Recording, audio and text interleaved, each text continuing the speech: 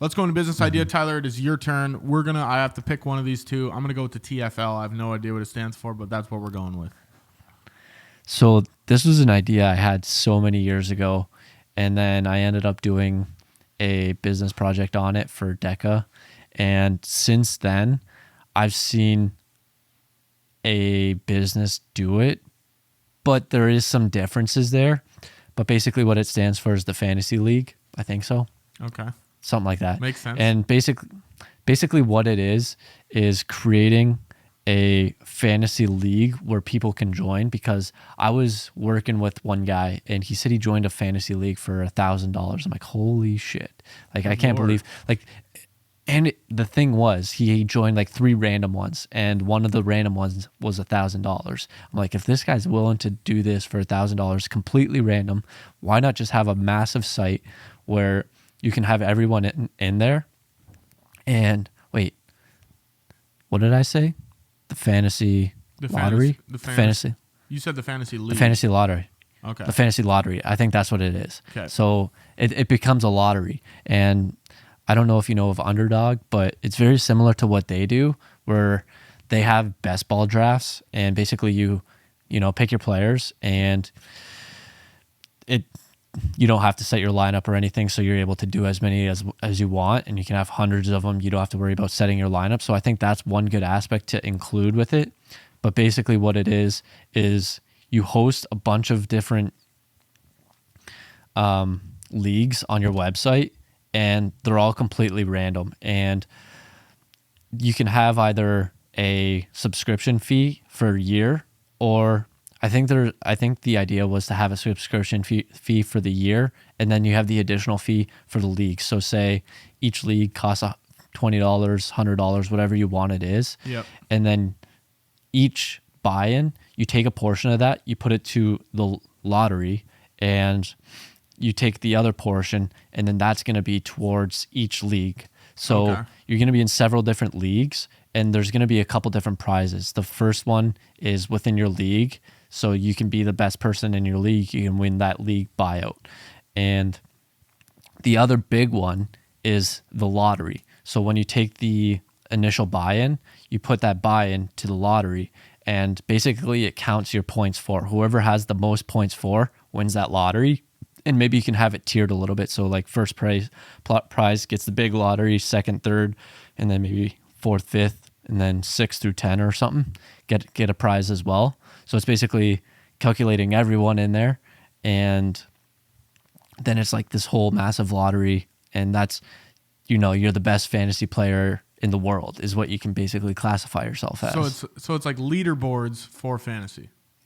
Yeah, exactly. Okay. And it's basically calculated by how many points you put up every week would be the lottery, and then you would have so it keeps you engaged throughout it. But I think adding the best ball format is really good, because then you don't have to worry about setting your lineup every week. How would you do it where if I'm in 10 leagues and you're in 3 leagues, the point's 4? Mm-hmm. Yeah, you're going to be in separate leagues. So I'm not sure if I'm understanding it correctly, but you can have different leagues. So for example, maybe every league is a 12-man league. You have your set lineup with like 2 quarterbacks, 2 running backs, 2 receivers, tight end, flex, whatever.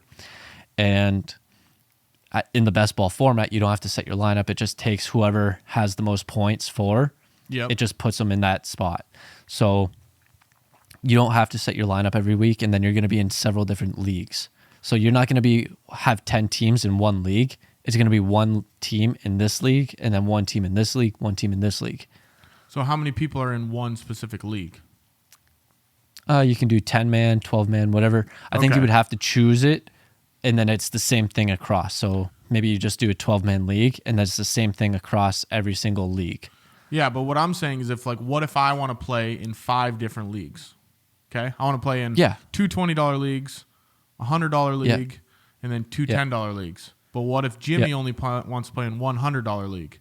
How does his 5 teams go into the lottery compared to Jimmy's 1 team into the lottery? It would be the same thing. It would just be your $100 buy-in would just be different because that's going to be the league payout. So say for the league payout, I forget what the percentages was, but we'll say 1%. What is 1% easy to calculate? We'll say 1%. Sure. 1%. So 1% of 20, I think is $2. Maybe. No, that's probably way 10%. off. Yeah, that's 10%. Okay, 10% of every league goes towards the lottery. So basically, if you go into a $20 league, we're going to take $2 from each person that buys in. Yep. And then that's going to go towards the lottery. The $100 league, oh shit, that doesn't add up. So I think it's just like a set amount from every league. So I think it's like $5 from every league. So if you're in the $100 league, you just take like $5 out. And then if you're in the $20 league, you take $5 out. It just would shrink your payout for that individual league. So then it would just be $15 from each person in that league. So 12 by 15, quick math. But what I'm saying is, way too long. If I join 5 leagues and Jimmy only joins 1, I have a better chance at winning the lottery because I'm in 5 leagues. 100%. Okay. It all depends.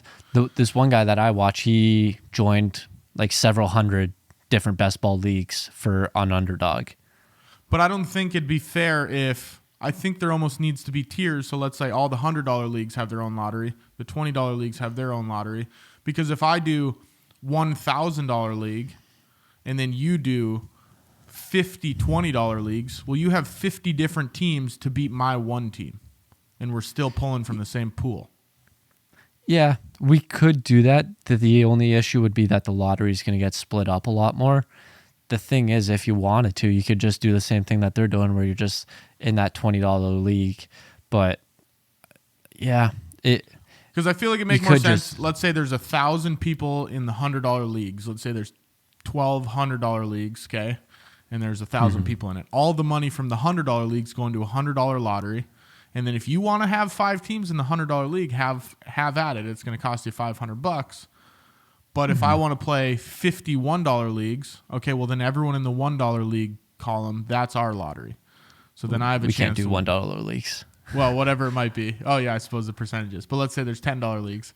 If you want to do 50 teams in the $10 leagues, it's going to cost you $500. You have 50 chances to win, but you're also the lottery might be a little bit smaller. Yeah, that's true. I think maybe then it would just be one set fee. Then it would just be, say, every league's $20 or every league's $50 or maybe $20 just, because people would be more willing to buy in at that price. Yeah, but I mean, it also helps because you have the league winning fee. If I go in a $100 league and I win it, I get more money back. So if you're not worried about the lottery, if you just want to win the league, then that could be something to look at too.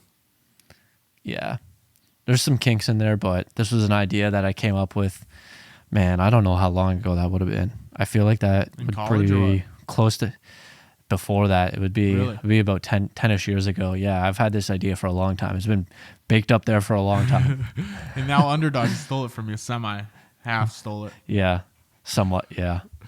I just never took action. Oh, exactly.